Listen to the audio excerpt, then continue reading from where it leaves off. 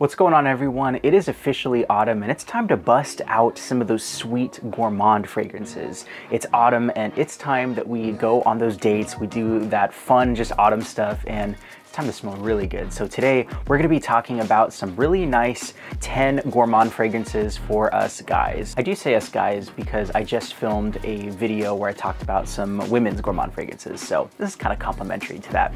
But if that sounds interesting to you, if you wanna save some money and smell absolutely fantastic, stick around and let's jump right in.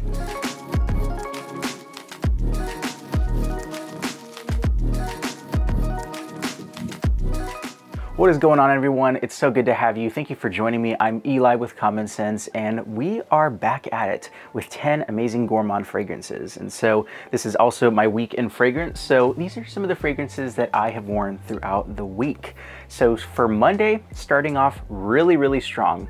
This one is an amazing fragrance. This one is from Lattafa Pride. This is La Collection de Antiquities 1910. So this is going to basically be a way more affordable alternative to Paco Rabanne's 1 Million Elixir.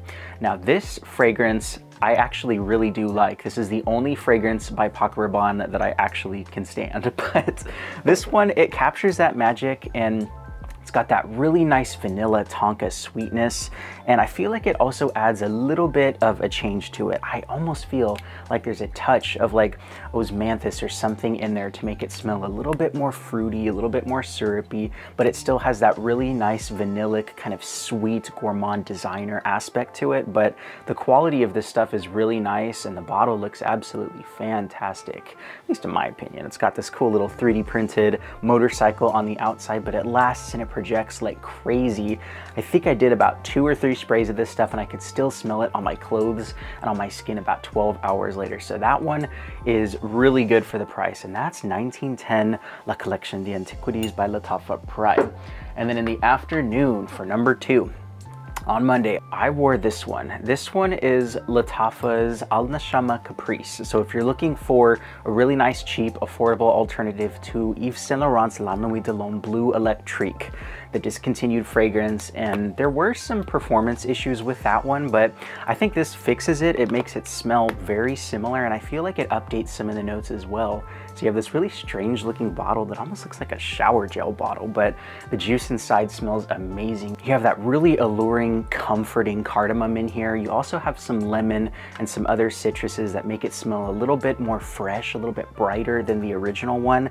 And it also adds like a nice cinnamon and just a nice creamy underbody. And I just cannot get enough of this stuff. And I know that there is Jack of Clubs as well, but I think this one smells better. And I want to say you can still get this for about 35, 40 bucks, and it's definitely worth it.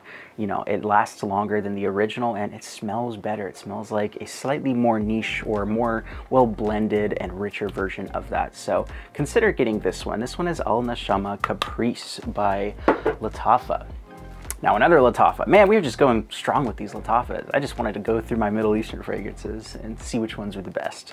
But this next one on Tuesday, we are looking at a really strong powerhouse fragrance. You only need about 1 to 2 sprays of this stuff because it'll kind of be overwhelming if you do too much. This one is Lattafa Khamrah Qahwa.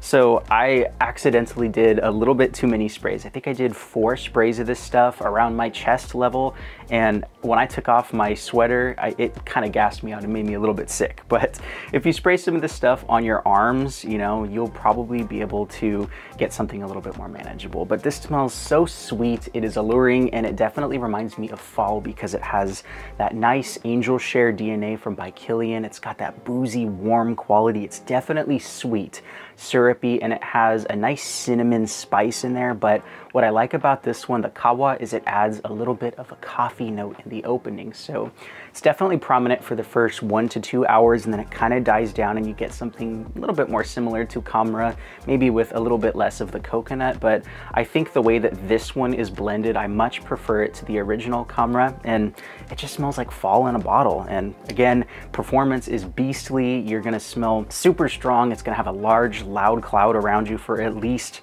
probably a good 5 hours or so. I could still smell it coming up on my skin and on my clothes like 8-9 hours later, but this one's really good. And that one's Lattafa Khamrah Qahwa. Now Wednesday, for the number 4 spot, I wore this one all day, and I actually picked it up and sprayed it on myself multiple times throughout the week just because I love how delicate this fragrance is. This one is Prada's Luna Rossa Black, and this is one of my favorite date night fragrances, favorite just cool weather fragrance, because it's got a beautiful powdery vanilla quality. Kind of reminds me of like a gourmand, almost like a glazed donut. So it's kind of vanillic, kind of spicy of the powdered sugar, and you have all of these really nice notes in here that complement each other quite nicely. It's just blended absolutely fantastic, and the quality of this juice is phenomenal. And I love the all black bottle. It just makes you feel luxurious when you wear it, and wearing, you know, like a black turtleneck, an all black outfit. This is, oh man, this stuff is confidence boosting. There's a nice creamy Tonka vanilla sweetness, and that's gonna be a quality shared kind of through a lot of these fragrances. But what I absolutely love about this one is the kind of powdery Angelica note that they have in the opening.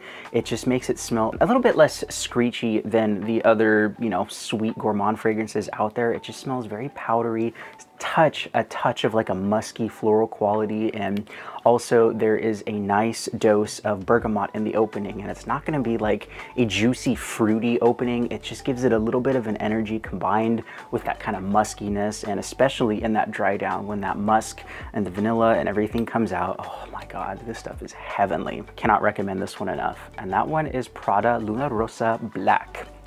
Now next up, for Thursday morning, at the number 5 spot, this is from Banana Republic, and this one is Tobacco and Tonka Bean. If you've ever frequented your rack stores, Burlington carries these a lot for $20 in their box presentation.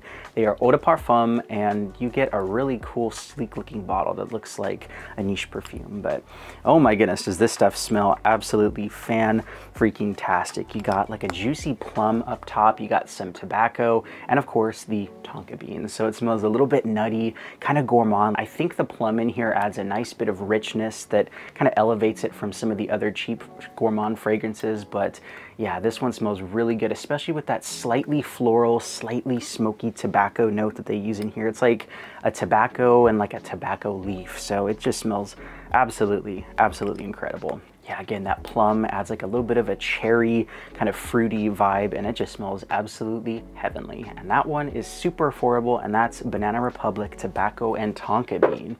Now in the afternoon, on Thursday, number 6 spot, this is a fragrance from Kingsgate Fragrances. This one is called Gourmandia. And I feel like with a name like Gourmandia, you have to include it on this list. It's been a little bit since I've smelled this one, and I'm really glad that I put it on my skin again. So this fragrance is really interesting. It reminds me of a few fragrances. It's gonna be a twist on Xerjoff Italica, but it also reminds me of Lattafa's Eclair and also Giardini di Toscana's Bianco Latte. So it's got that nice crisp muskiness in the opening. It's also got that really nice saffron, that sweet vanillic creaminess in the base and in the dry down, and it also has a really nice saffron and a really nice delicate almond in the opening that makes it smell very expensive. And I remember this stuff just trails really nicely behind you, and you can actually get this for a really affordable price. I want to say you can get it for about like 45 bucks or so for the full-size bottle. You can order these little travel size travel atomizers, so I'll leave a link in the description if you want to check these out. And you can also use the code Common Sense, and you can save 10% on your entire order from Kingsgate Fragrances. So this is kind of a hidden gem house for sure, but this one lasts a long time, smells luxurious, kind of aromatic, and just very airy. So that's a really good one. And that one is Gourmandia by the house of Kingsgate Fragrances. Now Friday at the number 7 spot is from the house of Lattafa, and I just got it in the mail to do a review, and this one is Lattafa's The Kingdom. I still want to do a more in-depth review, but basically this fragrance is going to be a $35 to $40 version of the Jean Paul Gaultier Le Male Elixir, which is a beautiful, beautiful, sweet, syrupy fragrance. But I think there are some subtle differences in this one, especially in the opening, and because it is a brand new fragrance and it's going to kind of macerate as it goes throughout the time. But yeah, this gets very close to that very sweet Tonka lavender DNA with a little bit of that bergamot, and I feel like there's a little bit more of a mandarin vibe in the opening. It's kind of mint heavy, like just slightly, so it's gonna deviate a little bit. And I actually do like how this smells. It smells like a nice sweet designer fragrance. It's not like super interesting because there are some DNAs that smell very similar to this, but I mean, I'd say it's pretty close. And again, it's like 40 bucks, and yeah, it's kind of a no-brainer. But I myself like buying the original bottles, so I would probably buy this one. But if you're looking to save some money, this is a great alternative. And that one is Lattafa's The Kingdom. Now, yesterday, it was a beautiful, chilly morning. In fact, it was cold all day, and I absolutely loved it. So I busted out this fragrance. This one is Salvatorre Ferragamo's Uomo Signature. And I'm gonna actually blast myself again so I can smell and remember this DNA again. So this fragrance, there was talks about it a while ago being discontinued, but you can still pick it up for about $35. A lot of places online still, but I absolutely love how this DNA smells. It smells like the original Salvatore Ferragamo Uomo, where it's got that nice leather, the Tonka vanilla sweetness, but this also adds some coffee in there, and I think it tones up the leather just a little bit. And you also have some nice cinnamon spicy notes with also some kind of muskiness in there. So I think this kind of just reminds me of wearing a nice high quality leather jacket to a coffee house. You have that nice, almost like a mocha latte vibe, a cappuccino kind of drifting through the air, and you have like a really nice, just sweet men's fragrance on with you. And it's kind of like combining all three of those elements into a really nice picturesque bottle. And I absolutely love, you know, the tall black matte look of it because I like black. But this, it's really interesting juice, and it's almost got like a peppery note up top too. I think it's pink pepper. And again, the muskiness in here definitely makes it smell really nice in the dry down, combined with some of those sweet and spicy notes and that really nice leather. So if you like dark and kind of sweet fragrances, this is gonna be a great one. And that one is Salvatore Ferragamo Uomo Signature. So glad it's not discontinued.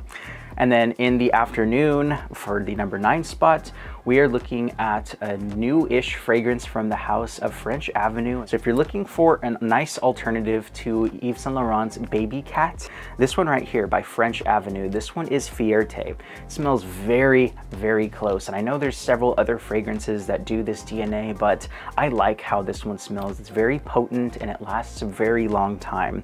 So with the original YSL Baby Cat, I feel like as soon as I smell this, it's like so vanilla forward. Like it is vanilla extract, just pure vanilla, just kind of assaulting the nose, and it smells really good, but it is like a vanilla overdose. And I feel like with this one, it's a little bit more fuzzy, a little bit more well-rounded in the opening, and as it dries down, it definitely smells very similar. It's probably like 90% similar, but in the opening, I think I do like this one just because it's less potent and less just like a punch to the nose, but it is still very strong and it projects absolutely wonderful. And again, this bottle looks really cool with this little wolf dude up on top, and it's got a nice creamy vanillic muskiness and a nice spiciness, so it's almost like a resin in there. It's kind of peppery, but if you like peppery, woody vanilla fragrances, and this is going to be perfect for you. And it cuts through the cooler weather like crazy, and you can smell it all around you, and you get a beautiful presentation, all for about 40 bucks. And that one is French Avenue's Fierte.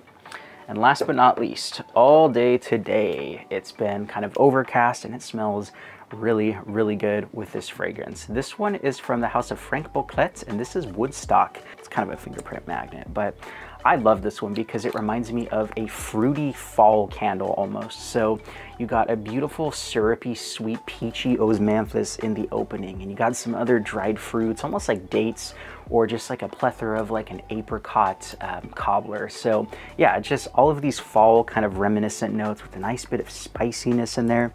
And supposedly there is a cannabis note in here. I don't really pick it up all that much, but it doesn't smell like a smoked blunt or anything like that. I know Paco Rabanne's Bad Boy, I think it was the Eau de Parfum, I forget the name, I lose track, but yeah, that one smells a little bit more like you smoked a blunt a couple hours ago and you put on some heavy men's fragrances. Well, this smells more like a cannabis kind of body butter. So it's a little bit more creamy and it does have a little bit of that natural cannabis note in there. But my goodness, it's a beautiful, syrupy, sweet fragrance with a nice bit of like a fall spice. And if you're looking to smell a little bit better than the rest of the people around you, nobody's really going to be wearing this. This is definitely signature scent worthy, and it only needs about 2 sprays, but yeah, this one's a masterpiece, and that one is Franck Boclet's Woodstock. So there we have it, 10 amazing gourmand fragrances for the guys, and honestly, a lot of these are unisex, or if you're very confident and you just want to wear something very sweet and just kind of dark, then a lot of these are going to be good for anybody. So if you know anybody who likes these type of fragrances, they're going to be perfect gifts as well. So let me know down in the comments some of the fragrances you've been rocking. If you have some really good gourmand recommendations, I'd like to hear about it down below and let's discuss it.